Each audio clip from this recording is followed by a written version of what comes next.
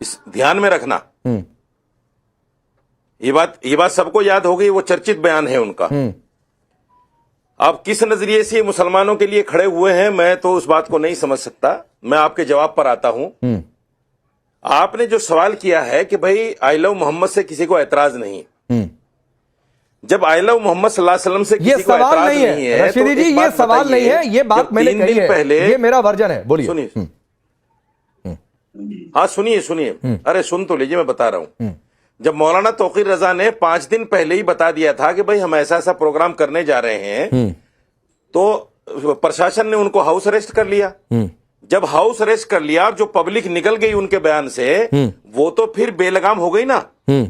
उसके पास तो कोई उसको रोकने वाला टोकने वाला बचा नहीं।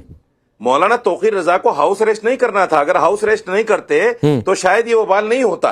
अच्छा, ये वबाल जो भी हुआ इसलिए हुआ कि मौलाना को बंद कर लिया गया।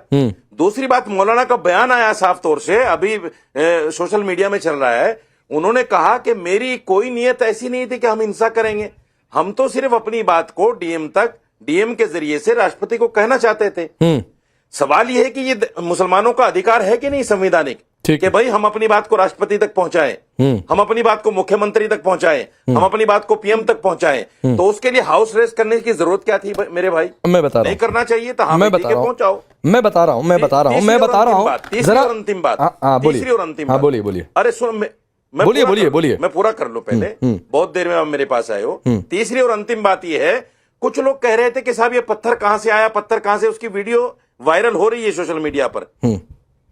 छत पर खड़ा हुआ एक व्यक्ति भीड़ को पत्थर मार रहा है। मैं वीडियो दिखा रहा हूं आपको, देखिए। और लोग कह रहे हैं कि इसकी वीडियो बनाओ, ये कौन आदमी है, पत्थर कौन मार रहा है। इसकी जांच नहीं होगी क्या, ये कौन आदमी है?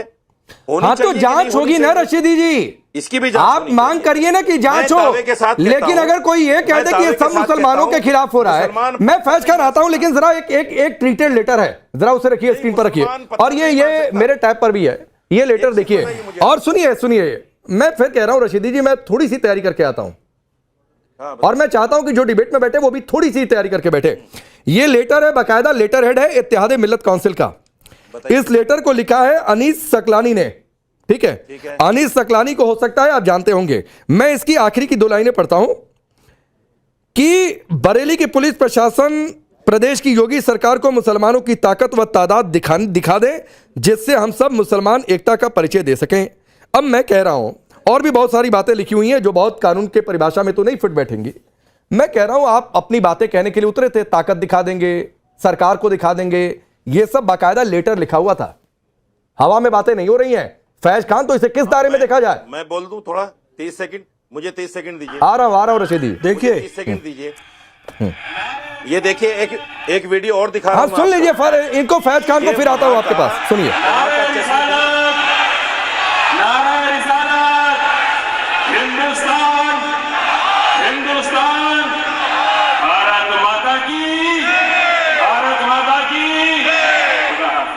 देखिए, नाराए तकबीर, अल्लाह अकबर, नाराए रिसालत, या रसूल अल्लाह, भारत माता की जय। ताल कटोरा इंडोर स्टेडियम में मुस्लिम राष्ट्रीय मंच का महासम्मेलन हुआ। वहां 10,000 मुसलमानों ने अल्लाह और रसूल के नारे लगाए। किसी पर भी एफआईआर दर्ज नहीं हुई। इंद्रेश जी थे वहां पर उपस्थित थे, जगदम्बिका पाल जी थे, नसरुद्दीन चिश्ती साहब अजमेर दरगाह के थे, जमाल सिद्दीकी साहब थे, मौलाना उमर इलियासी थे, सत्यनारायण जटिया थे, और राकेश भाई हमारे मौलाना साजिद रशीदी साहब भी थे। इनसे पूछिए किसी पर एफआईआर दर्ज की गई क्या? पता ये चला कि अल्लाह और मोहम्मद कहने के कारण, आई लव मोहम्मद कहने के कारण किसी पर एफआईआर दर्ज नहीं हो रही है। जो दंगा फसाद फैला रहे हैं, दूसरे धर्मों के झंडों को हटा रहे हैं, जो पोस्टर हटा रहे हैं, उन लोगों पर कार्रवाई हो रही है और कार्रवाई होना भी चाहिए। देखिए, सनातन भी कहता है और इस्लाम भी कहता है, एक डेविल फोर्सेस होती है, एक डिवाइन फोर्सेस होती है, एक खुदाई ताकत और एक शैतानी ताकत। तो शैतानी ताकत हमेशा फसाद करने वालों का पक्ष लेती है, और अल्लाह ये फरमाता है कि मैं फसाद करने वालों को पसंद नहीं करता। तो फसाद करने वाला पक्ष कौन था? ये तौकीर रजा वाला। जब इस देश में आई लव मोहम्मद कहने पर कोई रोक नहीं, तो मोहम्मद सल्लल्लाहु अलैहि वसल्लम के नाम पर आप लोगों को क्यों भड़का रहे हैं, क्यों घर से निकलने को कह रहे हैं, क्यों उन्हें दंगे फसाद करने को कह रहे हैं? ठीक। आप खुदाई ताकत कौन सी होगी जो इस फसाद को रोके? तो मुसलमान ये काम नहीं करेगा तो योगी साजिद रशीदी जी, आपको 30 सेकंड देता हूं इसी लेटर की एक लाइन और पढ़कर। इसमें क्या लिखा है? आप सब लोग ज्यादा से ज्यादा तादाद में अपने इंतजाम के साथ वहां पर पहुंचे। देखिए फसाद है ये। इंतजाम के साथ पहुंचे। इंतजाम क्या है? पत्थर। इंतजाम क्या है? Petrol pump. Petrol pump. बोलिए साजिद रशीदी। देखिए राकेश भाई, मैं एक और वीडियो आपको दिखा रहा हूं। अरे पहले ये लेटर पर बोल लीजिए सर, वीडियो खेल लेंगे बाद में। इसने एएनआई को नहीं, वीडियो खेल लेंगे। ये लेटर पर बोलिए। ये आईएमसी के लेटर है पर ज्यादा से ज्यादा लोग अपने इंतजाम के साथ पहुंचे। इंतजाम क्या पत्थर और पेट्रोल पंप था? अरे भाई 30 सेकंड दिए बोलने दो। हाँ तो सर मैं बोलूंगा ना, मैंने कहा कि वीडियो खेल लेंगे बाद में और समय दे दूंगा। पहले मेरे सवाल का जवाब दे दीजिए। हाँ मैं बोल रहा हूं मैं जवाब दे रहा हूं आपका। आप सवाल भी चलिए जवाब सुन लीजिए पहले। जिस आदमी ने ये लिखा है कि इंतजाम से पहुंचे, उसकी जांच होनी चाहिए। क्या इंतजाम से पहुंचे? पकड़िए उसको, जांच कीजिए, पता कीजिए इससे कौन से इंतजाम से जाना चाहते थे। मैं मना थोड़ा ही कर रहा हूं। मैं ये भी नहीं कह रहा हूं कि तो जांच हो रही है। राकेश त्रिपाठी जरा बताइए भाई क्या क्या जांच हो रही है? अभी भी साजिद रशीदी को बड़ा कंफ्यूजन है कि फलाने वीडियो की जांच नहीं हो रही है, ढिकाने वीडियो की जांच नहीं हो रही है, ये लेटर वाले की जांच नहीं हो रही है। जब तक हम लोग बात कर रहे थे इस बीच में अब तक उत्तर प्रदेश की पुलिस ने एक और एनकाउंटर करके एक दंगाई को गिरफ्तार कर लिया है। मुझे लगता है शायद कुछ दर्द और बढ़ जाएगा। इस तरह की खबरें हर जब तक थोड़ी देर पर ब्रेक होती है ना तो दर्द और बढ़ जाता है। सच बात यह है कि यह सवाल का जवाब साजिद रशीदी साहब को, फराज किदवई साहब को, इन सबको पूछना चाहिए कि आखिरकार पूरे देश भर में जुम्मे की नमाज के बाद ये हिंसक वारदातें क्यों होने लगती है, क्यों लोगों को बरगलाने का प्रयास किया जाता है, जबकि ये कहीं भी इस तरह की पुख्ता पुष्टि नहीं हुई है कि आई लव मोहम्मद पर कोई आपत्ति की गई है। उसके बावजूद अगर मौलाना तौकीर रजा ये कहते हैं कि नबी की शान में गुस्ताखी हुई है और इस गुस्ताखी के लिए सब लोग एकजुट हो जाए, तो क्या ये भड़काने का प्रयास नहीं है? और जो नमाज अदा करने के लिए, इबादत के लिए उठे हुए हाथ हैं, ये हाथ खाली होते हैं, इसमें पत्थर और असलहे कैसे आ जाते हैं? मेरा अच्छा एक सवाल है राकेश जी, जल्दी से रशीदी जी का सवाल सुनिए, जवाब दीजिए जल्दी। सवाल की तरह बोलिए रशीदी। इमामों से सवाल पूछे। मेरा सवाल राकेश भाई, मेरा एक सवाल। मैं ये कहता हूं ये तमाम वारदातें मेरी सरकार में यानी भारतीय जनता पार्टी की सरकार में क्यों हो रही हैं? अरे पहले नहीं हुआ क्या ये बात है राकेश साहब? पहले ये बात कर्नाटक में भी हो रही है भाई। अरे कर्नाटक में हो रही है, कर्नाटक के बीड में हुई है। आप पता करो ना, बीदर में हुई है कर्नाटक में। कर्नाटक में कांग्रेस की सरकार है, हिमाचल में कांग्रेस की सरकार है।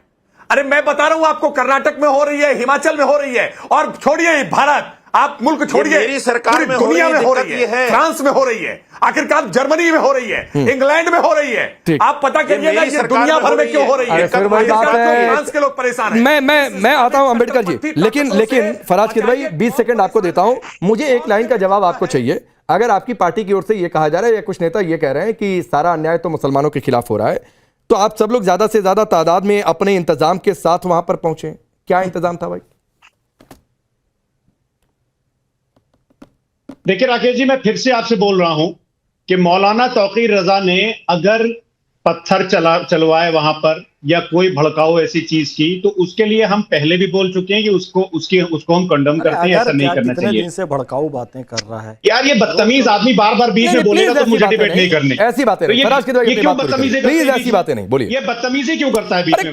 कोई बीच में बोल दिया उसको बदतमीजी थोड़े नहीं कहते। हर बार आप बोलिए कि बीच में ना रोके, बीच में ना बोले। नहीं, हर बार। हाँ तो सर इसको बदतमीजी नहीं कहते हैं डिबेट में। बोलिए जल्दी अपनी बात पूरी करिए। अभी आपने भी बोला और राकेश जी ने भी बोला कि आई लव मोहम्मद कहने से या उसका पोस्टर लगाने से कोई विवाद नहीं है, किसी के ऊपर भी एफआईआर नहीं होती है। ठीक है, बोला ना आप लोगों ने? हाँ ठीक। 29 सितंबर 2025 यानी कि कल का इंडियन एक्सप्रेस अखबार पेज नंबर 3, उसके हिसाब से एक आदमी आई लव मोहम्मद का पोस्टर अपने घर के बाहर लगा लेता है। उसकी शिकायत से वो बेचारा पोस्टर लगा लेता है और कुछ नहीं। सुनिए पूरी बात सुनिए। समय इजाजत नहीं दे रहा है। For more of such videos, do like, share and subscribe to ET Now Swadesh.